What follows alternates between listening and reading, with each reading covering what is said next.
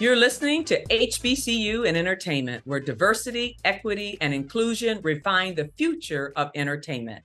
I'm your host, Stacey Milner. Welcome back to another episode.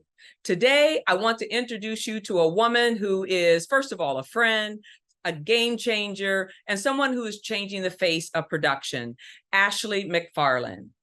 Let me read her bio to you. Ashley McFarlin is the Vice President of Development and Original Production at WEtv ALLBlk, where she oversees new and developing projects for the network and serves as an executive producer on popular series including Grown and Gospel, Brat Loves Judy, Carte, and 50 Cent's Hip Hop Homicides. As a Howard alum with over 20 years experience in the industry, Ashley has garnered a strong reputation for crafting layered, elevated stories of larger-than-life characters that are relatable, real, and wildly entertaining. Today, I am proud to share an amazing partnership with Ashley and the important work that we do with our Entertainment Industry College Outreach Program. And we are so excited to have her on the show today. So please welcome Ashley McFarlin. Hello, Ashley, and welcome. Hi, Stacey. Happy to be here. Thank you. Well, I'm ready to jump into some questions if you are. Well, I'm always ready. I stay ready. All right, good. So I want to first start by saying, so was there any inspiration, a childhood experience, anything that led you to this particular industry and career path that you're on today? Oh, yeah, definitely. So I'm originally from Atlanta, Georgia, and my mother was a local producer here. So I was sort of born into this world and didn't realize it was a world. Like I didn't know it wasn't normal for like the family friend to be the weatherman. So I was easily fascinated with what television was, and what goes on behind the scenes as a child, just from like going to work with my mom or like, local television producers and talent being around my family so often. It just sort of was a natural transition for me to pursue a career in it. And I specifically asked that question because I had the privilege of meeting your mom. Oh, she's a powerhouse. Oh my God. So talk about empowering and how effective it is, right? For us to see folks like us, women like us, people doing these things. And when I met your mom, I was like, oh my God. And she was like, you're doing what I was trying to make the industry do a long time ago. So anyway. Yeah, my mother, her name is Dr. Murdell McFarlin. She's a PhD. She just got her PhD a year and a half ago. She's in her 70s. Like I said, she's a powerhouse. And when I was a child, early 80s, my mother was coming out of a career in television when it was unheard of for a Black woman to be an executive producer, a supervising producer, creating content. She worked here in Atlanta for the Turner Broadcasting networks that were based here. I think primarily TBS was her main jam. She used to do a show called Good People, which nowadays is probably like a segment on the Today Show, but then it was like a whole show where she got to travel around the country and meet good people and tell their stories and speak to how they were impacting their communities. And she is a student of the craft of television. So as a child, I was exposed to the glitz and glamour of television. I think there's a picture of me at like 4 in Quincy Jones's arms because she was interviewing him. Wow. But she leaned more into making sure I understood the art form of storytelling and appreciated the technical aspects of creating television. So I wasn't just thinking like, oh, I'm going to be a TV producer, just pick up a camera and shoot. She really wanted me to understand that this is something that you want to learn the craft of. You want to understand the technology behind the cameras because it was constantly changing. The studio space, how that was always being reinvented and reimagined. And then as a storyteller, learning how to articulate your voice in such a way that it was not only captivating to your audience, but honest to the content. So I was able to not just be told that by her, but I was watching her do it as I was growing up. So to your point about the importance of representation, I'm not sure I would be so bold in the space that I work in now in television and film had I not experienced seeing her work in those roles of really important positions on the television teams and really be unapologetic about directing teams of mostly white men and standing her ground on ideas and thoughts that she had about how content was being crafted and created that was reflecting our culture and our people. Wow. Yeah. I mean, all of that is just incredible and amazing. And I love the fact that, she was wanting you not only just to understand the art, right, but the technical side.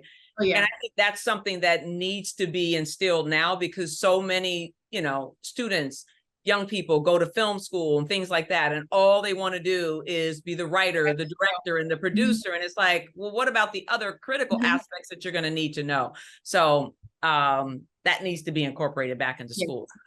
It was really important. I think she would always, like, our family were like the sound engineer or like the gaffer. Like, so I was always just as a kid, just kind of at their feet studying what they did. And I didn't know the hierarchy of positions. I just figured everybody's creating this magic that I would always see come through the little TV box. So they were all important. Right. And I was just kind of taking everything that I could see and witness and ask a ton of questions. And this is at like age 8, 9, 10. Ask a Wow. lot of questions about how people were doing what they were doing because I was fascinated. Most 80s babies are raised by TV. Like, we're at home and we're watching Sesame Street and Pinwheel on Nickelodeon, and this is for the older people who are watching. And we're noticing that there are these worlds that we're falling in love with, and these characters and people that, as young minds, we think are real, but we're not really sure. So to kind of have that veil removed at such an early age, and I could see the mechanics behind it, it was mesmerizing. And I immediately wanted to be a part of it in whatever way I could. Well, you're doing it. You're doing it. So I'm going to take you to questions about your career, right? So if I'm not mistaken, you began your career as a production assistant at CNN in Atlanta. I did. So walk us through, your career journey and how you went from being a PA, known as a production assistant, to the executive ranks of where you are today.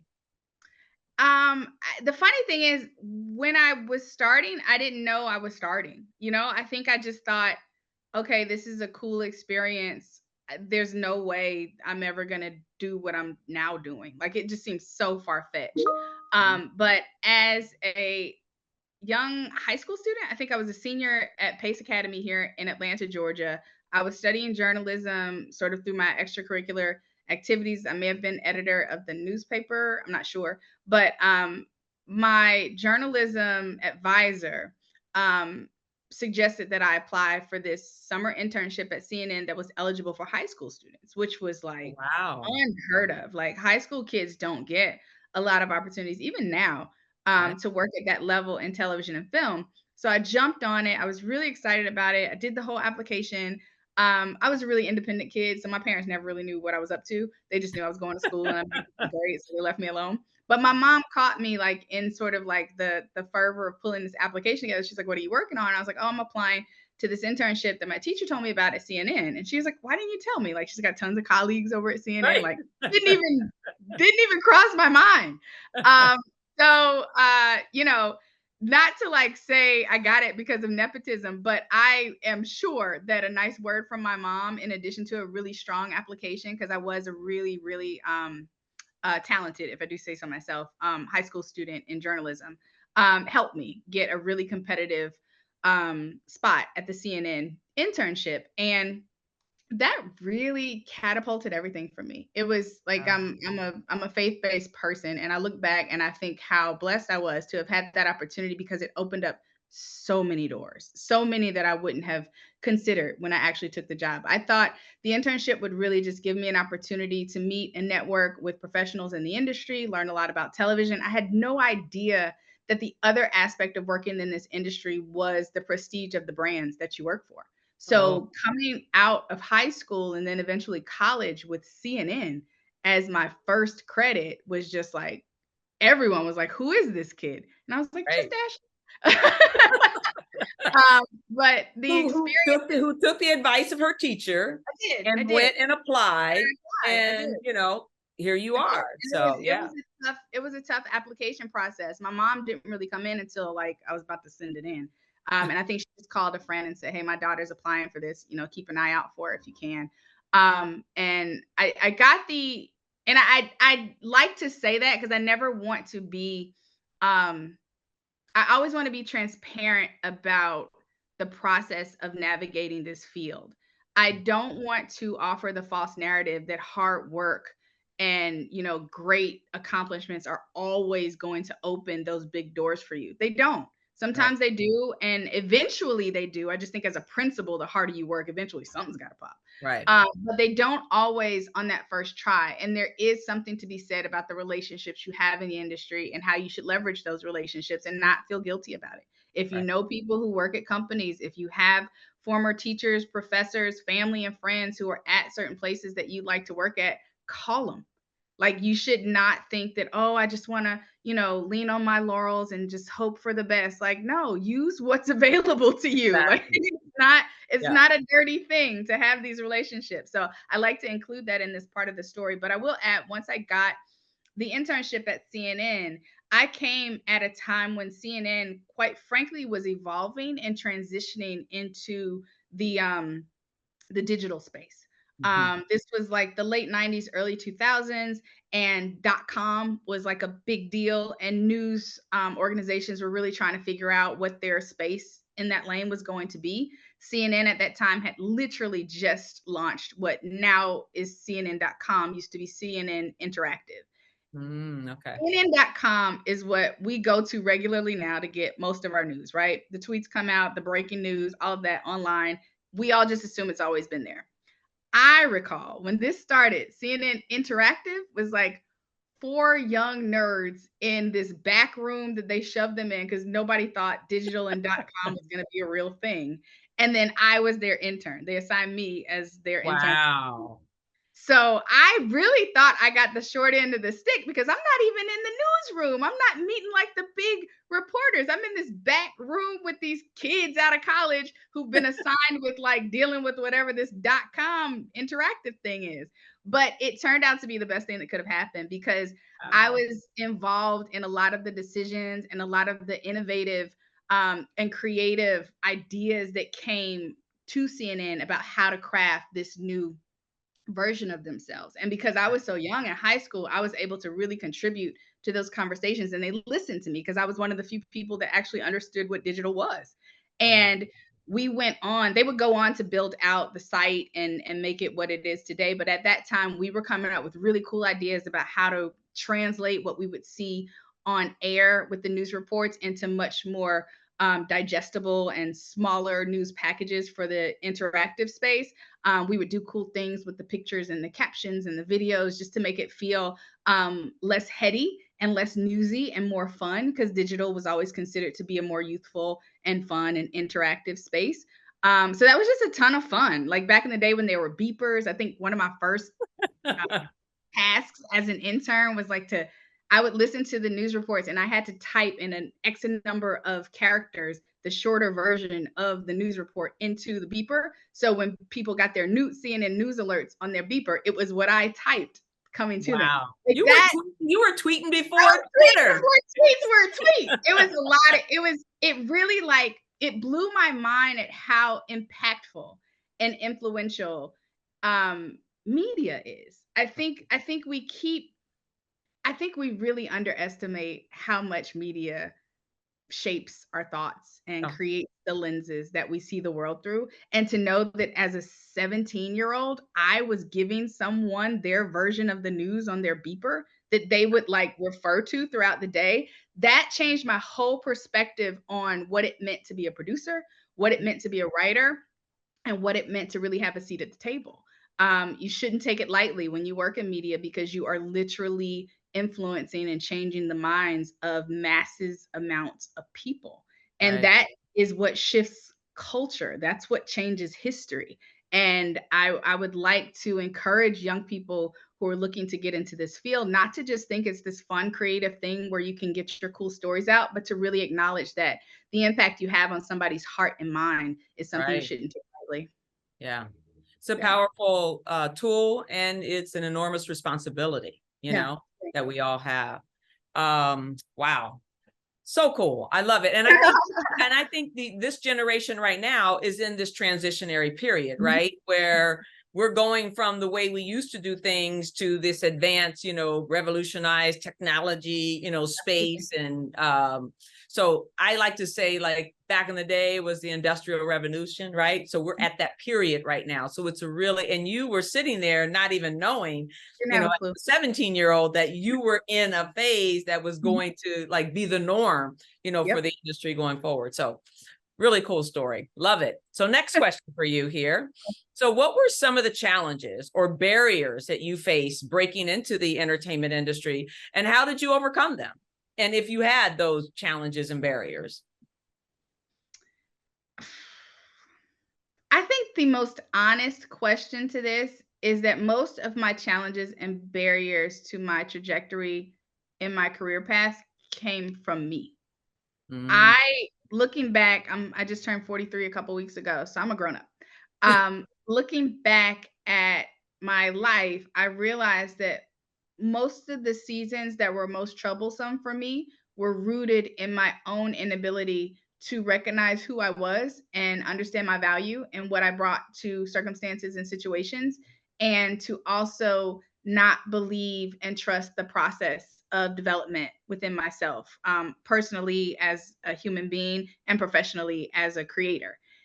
Specifically, I think I just graduated from Howard University, and I was looking for opportunities for more internships after college. And I was blessed to have gotten an internship at MTV, the Summer Associates program, really highly competitive paid internship program that they have, similar to the Page program at NBC. And I got selected, and I was in there, and I started that summer, and I was having a ball, learning a lot.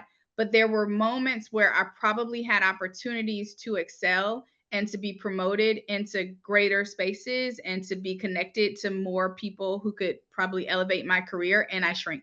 I shrank. I I was afraid of the success. It was happening really fast. I was like I said, that CNN credit, it got a lot of people excited about me. But right. because I wasn't excited about me, I couldn't join in that enthusiasm, and I couldn't partner with them on a strategy of how to leverage my greatness. Mm-hmm. Um, Oftentimes I was usually the Power. one pushing back. No, I'm not ready. No, I don't think that's for me, without even really thinking it through or listening to them and trusting that they saw something in me that I didn't see in myself, Mhm. and thinking that it's too soon to suddenly be an associate producer. I just graduated from college. Like, no, I should be a PA for 3 or 4 years like Right. everybody else does. Right. And my life story was saying, no, Ashley, you don't need to be a PA for 3 or 4 years, because you have institutional knowledge about the industry and about what you want to do that others don't have, just because of how you were raised and what you were exposed to. But you're not recognizing who you are. You're not appreciating your own story, and trying to relegate myself into the norm instead of accepting that I might actually be extraordinary. Wow. Yeah. Sometimes we are our own worst We are enemies, our right? own worst enemies. Yeah. Yeah. Yeah. Yeah. And I can say, even for myself, when I first started in this business, I felt the same way. I wasn't sure about me, if I knew Mhm. enough, if I'd been around enough. Yeah, And so I held myself back. you Uh, did. and I could have been leaps ahead, but I had to grow. So Mhm. it's just a journey, I think, that we all, end up taking. And I think sometimes we don't think about those barriers and those No. challenges really being the issue, right? Yeah, Because it is yeah, about us and how we yeah. feel about ourselves, how we project ourselves to Mhm, others, and how we show up in spaces. So mhm, mhm. wonderful. So you mentioned Howard, so I have I to ask, did. I I have have to to ask mention this Howard. question. When have you ever met someone who went to Howard and didn't mention Howard within like the first 10 minutes of talking I about have not. It hasn't happened. So how do you feel Your how do you feel your education at Howard prepared you for your professional career or in life, whatever, but what was that experience like and how do you think it best prepared you? So I should give a little context. I went to a predominantly white high school, Pace Academy, that I mentioned, a prep school here in Atlanta. And I came out as a graduate with really high marks. Scholastically, I was a threat. Like I was good, great grades. I could knock anybody out in the classroom. But socially, I was lacking in the self-esteem that I think it is needed to be competitive in the space that I was looking to go into. Howard offered me an opportunity to build my self-esteem. You walk onto the campus of Howard University and you are immediately told that you are a superpower. You are capable of all things. And everyone on that campus is there to support you in your pursuit of all things. And that was a game changer for me. It wasn't just lip service. I was on campus and in classrooms with PhD Black professors. So again, that representation was sort of confirming the messaging that the school was offering, that like excellence is attainable. It's not something you have to hope for. It's yours for the taking. And you're also then growing up with other young intellectual Black students who are just as driven, just as ambitious, often have the same self-esteem issues as you. And you guys bond in that. You connect in recognizing that, hey, I was the coolest Black kid at my all white school, but now that I'm at this all Black school, I don't feel quite as cool. And you kind of like, you vibe and you connect on that, but then you also recognize that I think we may have gotten it wrong. We weren't just cool at our high school because we were Black. We were cool at our high school because we're cool. So let's just be cool here Right. too, Right. together. And then like all of that greatness coming together, just, iron sharpens iron, sheep begets sheep. Like you just keep building on each other's energy, and it really lifts you up to a space where you feel bold, you feel audacious. And when I graduated from Howard, I felt confident enough to immediately move to New York and just take over as quickly as I could. Now to your other question that I answered about me holding myself back, it's one thing to be taught and trained in sort of that boot camp bubble of Howard University of how great you are. It's another thing to really have what it takes to hold on to that once you're thrust into the real world where everything and everyone is trying to convince you of the opposite. And I learned quickly once I was out in New York that as much affirmation that Howard offered to me about my greatness and about my trajectory for excellence in my career and in my life, I still had some work to do internally about really believing it. And it would take, my 20s and 30s to get to a point where I went through enough I went through enough setbacks during that time, and I went through enough situations where I was the issue that I finally like light bulb went off, and it was like, Ashley, take some time to work on yourself and see you for who you really are, so that you can step out and be the person that you were told and were taught you were when you were at Howard. Wow, that's powerful. That's good stuff. Love it. It's my life.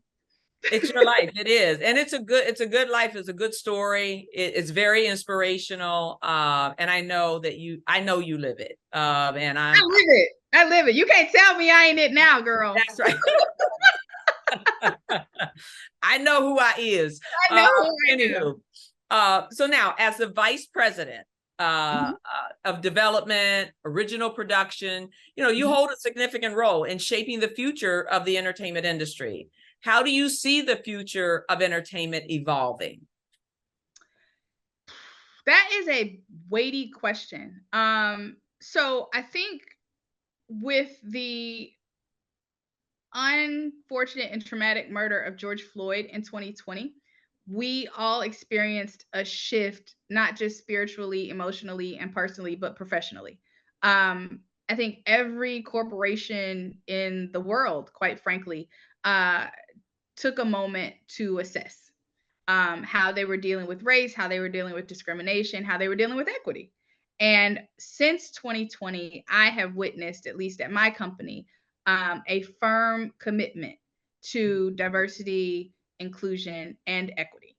And I'm noticing that with that firm commitment and with greater representation of voices in these C-suite offices and meetings speaking to that commitment, we are watching the workforce at our company become more diversified, and in my opinion, then become better. We're watching the content and the product out of our company become much more thoughtful and, in my opinion, a bit more impactful.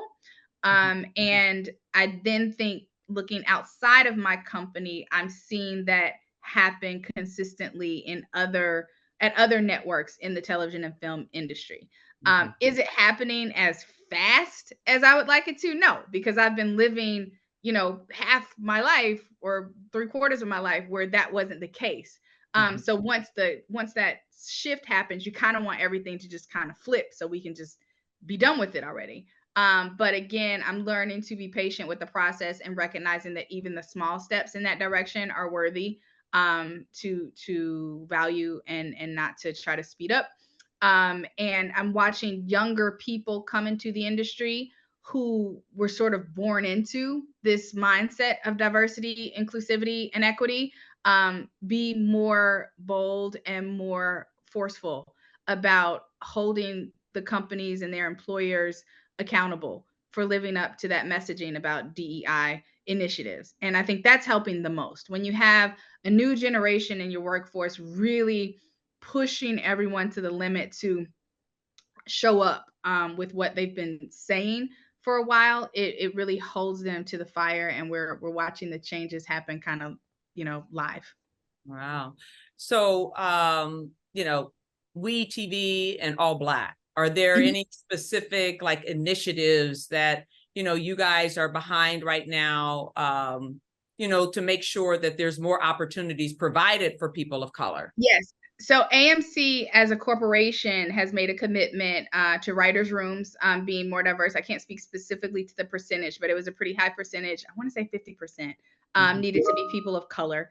And that coming from the top down has then influenced a lot of decisions on how we position our producing partners and their diversity initiatives on our end. So because unscripted content is the primary content for WeTV, writers' room diversity isn't really something that's applicable to us, but producing partners and diversifying that pool is. So personally, in late 2020, early 2021, I connected with our senior leadership team to suggest that we offer more development deals to companies of color, because we were accustomed to working with the same folks. We had been working with the big conglomerate production companies, primarily white, for several years, and they were churning out great shows for us. But I saw that we had an opportunity, now that everyone seemed much more open to the idea of diversifying, to really invite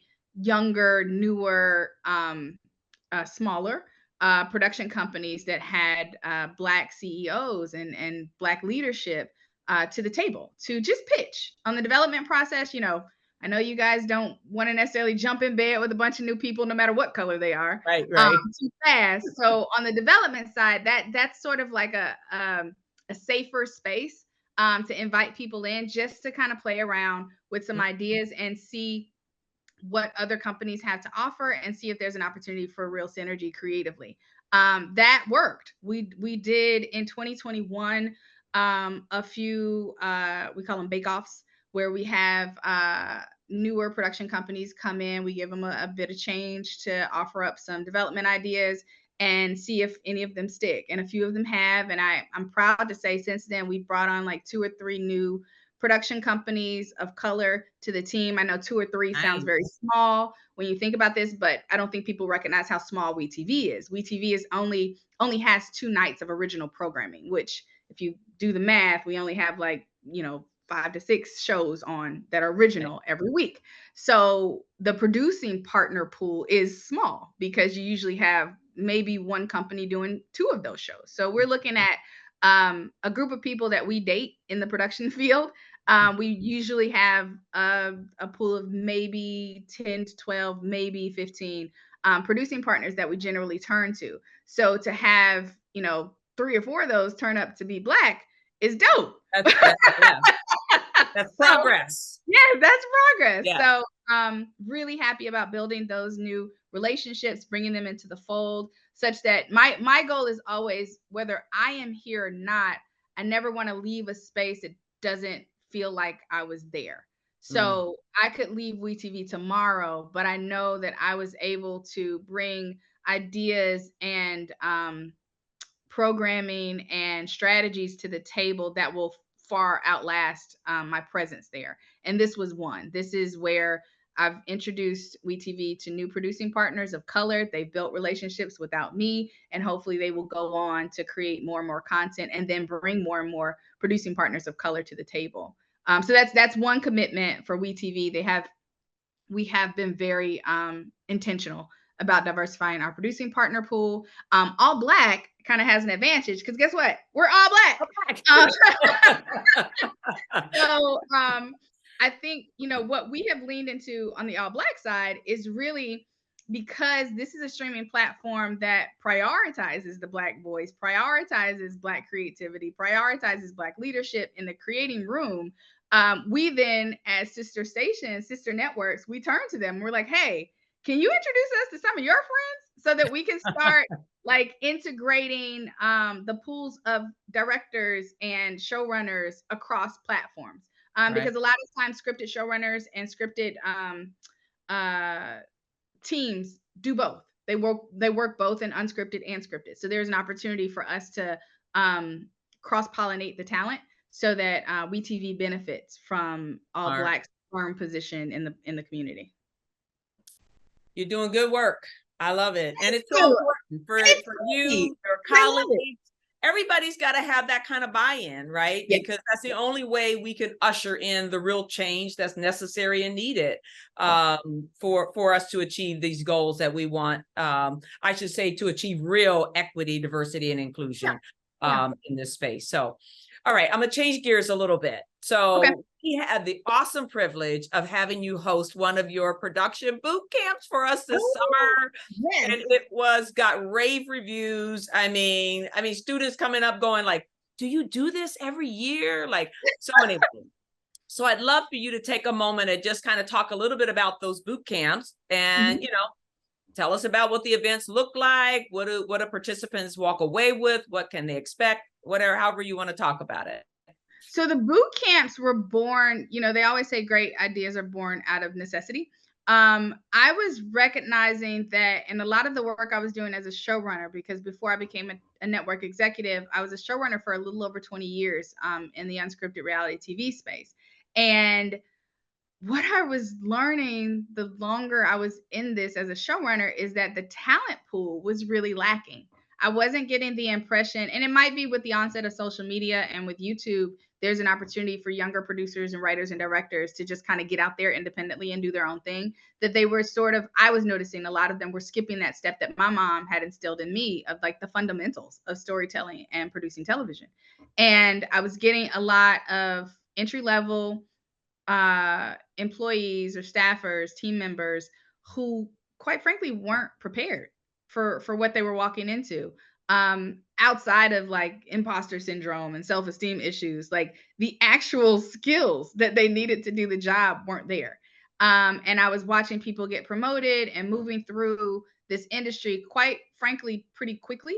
And I was concerned that television content would suffer for it. Because you're just going to have a lot of people who are just putting stuff on the screen that pops and not recognizing, again, appreciating the impact you're having on people's minds and hearts. If you're not taking the time to artfully tell these stories and craft narratives that have layers and depth and integrity, I was just concerned for the human race. We're going to be creating a bunch of junk on TV.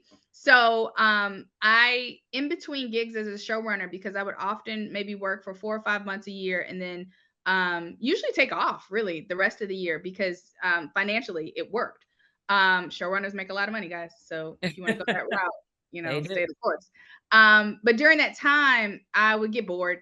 And there was an opportunity. My mom actually suggested that I teach. Because that's what she did. When she transitioned out of the active space of producing, she started teaching television and film over at Clark Atlanta University. So she suggested that I teach. And I was like, I'm not a teacher. Like, who's going to hire me? I don't have certificates and all that stuff. And she was like, girl, you work in television. She's like, do you know how happy a university would be to have a working professional on staff as an adjunct? So I could come in for a semester or two, whenever it worked for my schedule, and just kind of pour into students what I was learning real time in the industry. So I reached out. I was in New Jersey at the time, and I reached out to Montclair State University. And my mom actually connected me with people at Clark Atlanta University. And it worked out that I was able to suddenly do these like courses in television. And I crafted my own curriculum, and I had a ball doing it. I love teaching. I love the enthusiasm and the hunger that comes with students who really want to learn how to do this. They don't just want to be a superstar executive or be a superstar director. They really wanted to learn how to tell great stories because they had great stories to tell. That's something I think we also underestimate about this newer generation of creatives. They have some prolific stories that need to be told, and they just need the tools and the mentorship to know how to package it and tell them right. So after creating a curriculum, and for a few years, I had done this in between gigs. A good friend of mine, Maximus Wright, out of Jackson, Mississippi, I think he had seen me on some other podcasts, and he reached out to see if I would be interested in supporting him in a very ambitious endeavor in Jackson, Mississippi, to build a stronger and more vibrant television and film community. Which I thought was ironic because my mother, when she transitioned out of working in the professional space, ended up going to Jackson, Mississippi to teach.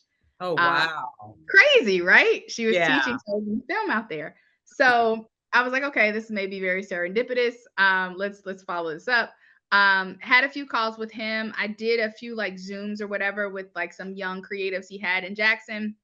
It went really well. And he was like, Ashley, this is like a really good resource that you're offering. Like, what are you going to do with it? And I was like, honestly, I haven't been a professor for a while, and I have this curriculum. I've actually been toying around with like creating this, like, it'd be my dream to have like this retreat boot camp for creatives where I just take them off somewhere and we spend like a week just like going through what it takes to do good TV and film. And he was like, you could do that here. And I was like, what? And he was like, yeah, he has this great relationship with the Television Film Commission out in Jackson. He'd love to explore the idea of doing it. And long story short, I drafted up my proposal for it. We pulled a budget together, and we were able to launch my personal production company is called Bird's Eye Entertainment. So I do the boot camp through Bird's Eye Entertainment, and it's called the B Boot Camp. So many double meanings for that. Be you, be great, like all these things. Bird's eye view means you understand all aspects of television. Like, I could go on and on about why this works. So the B Boot Camp was born out of that conversation, and he's been very supportive in helping me get it off the ground. I do it annually at the Jackson Film Festival under his leadership. He creates a whole week of film festival activities, and the boot camp has become the centerpiece of that festival, which is fantastic. And then from there, I've been able to do kind of like satellite truncated versions of it with groups like yours, HBCU in LA, and come out for a day or two and just do a shorter version of what I offer at the big festival. But I'm really, really getting much more intentional about encouraging people to come out to that festival, because that's really where you get the breadth of what I have to offer. It's 3 to 4 days. I think we're doing 4 days next year of like really intense, I hope fruitful tutelage in the television and film space. I love it. You are amazing. And I love you. I'm just like, I just think you're just, wow. Like, I'm just so glad our paths cross, because Stacey, you are spirit, and I just love it. We're intentional and we're strategic about what we want to do and the impact that we want to make. And I am just honored that you had the time to come and be with us today. But I want you to leave the students that are looking to land a career in this industry. What advice or wisdom can you share with them as a closing? Figure out who you are. I also work with a dear friend of mine in New Jersey. We launched a teen girl empowerment program called the Power of You Teens. And we work with younger kids, middle school and high school, because I realized, quite frankly, associated to the very first question you asked me, that if I could have had the opportunity to take the time to discover myself and explore who I am, and this isn't an exercise of right and wrong. Like, am I behaving correctly? Am I making bad decisions? It really is an exercise of dating you, learning you, exploring what your interests are, what disappoints you, what brings you joy, what grants you peace, what makes you angry, what makes you laugh. Really knowing who you are puts you in a really powerful position to recognize what's for you. Because if you do the work early on of recognizing who you are, what you're about, and what you believe in, right, wrong, or indifferent, as opportunities come your way, you can much more easily discern if it's an opportunity meant for you. Again, I mentioned earlier, I'm a faith-based person. There's a scripture I always lean on that says, it may be permissible, but that doesn't mean it's beneficial. So you could be good at a ton of stuff. And if you are, you'll walk into this world and everything that comes your way that lines up with any of those talents that you have, you'll take. And you'll end up exerting a lot of energy in spaces that you may not be called to. So you could be, I think Bishop Bronner says this thing, you could be building a ladder to the top of a building and get to the top and realize the building wasn't even somewhere you were supposed to be.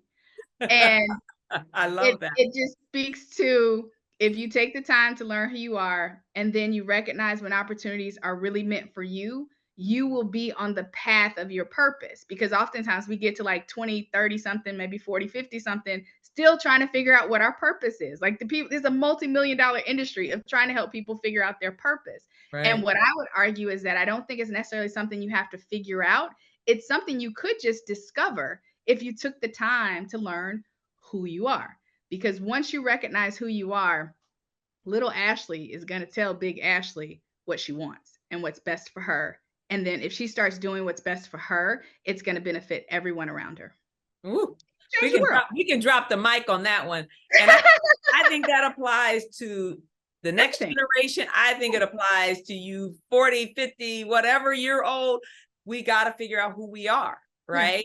In order to be our best selves, in order to be whatever we want to be and the impact that we want to make in this world, because it is not all about us. It is about those that, are around us in our sphere. And then how do we help, continue to perpetuate, good for the next generation. Yeah. So if I could add, for those that may think that was a little too esoteric for the answer to your question, if you're just coming out of college and you're like, I just need a job, I promise, if you spend 4 to 5 weeks not pursuing the job, not asking a ton of people questions, not trying to figure this out and figure that out, and just enjoy you, start waking up every morning and being quiet and listening to see what it is you want to do that will bring you peace and joy. At the end of those 6 weeks, the opportunities are going to appear in your mind. You'll be like, I should be doing this. I should be doing that. And when they talk to Miss Stacy about internship opportunities that are available, you can with confidence say, Miss Stacy, I don't think that one's for me, but I would love this one over here. And then if you're that confident about what you're pursuing, everyone else who's supporting you will feel much more convicted to make it happen for you. Oh, very good advice, Ashley. Thank you so much. This has been great. But I know it was going to be great anyway. So thank you for joining us. Thank you for inviting me. Stacy, I cannot leave here without thanking you for everything you're doing for this industry, everything you're doing for the culture, everything you're doing for the space that we're in right now that needs someone who is compassionate and really sees the big picture of helping young people get the tools and get the relationships they need to be where they need to be to really shake things up and make the impact they were born to make. So thank you. And thank HBCU in LA for doing this. Thank you. I want to thank you for joining me today and tuning in to another episode of HBCU in Entertainment. If this episode resonated with you, please comment, rate, share, review the podcast. Your feedback is very important. Until next time, know that I appreciate you lending me your ears. Catch you in the next episode.